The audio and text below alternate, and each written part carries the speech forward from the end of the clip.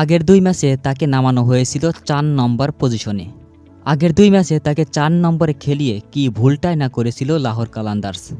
আর আজ ওপেনিংয়ে ফিরেই পারভেজ হোসেন ইমন বুঝিয়ে দিলেন তিনি আসলে কোন জাতের প্লেয়ার। আমি আগের ভিডিওতে বলেছিলাম ইমনের আসল জায়গা হলো ওপেনিং। তিনি পাওয়ার প্লেতে পাওয়ার হিটিং করতে সবচেয়ে বেশি পছন্দ করেন।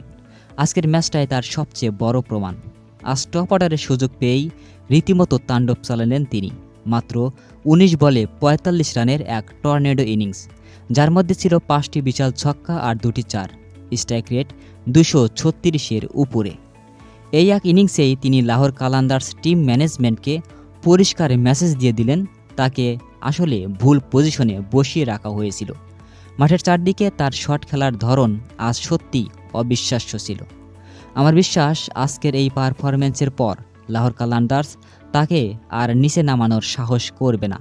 পরবর্তী সব ম্যাচে আমরা ইমনকে হয়তো ওপেনিংয়ে দেখতে পারবো।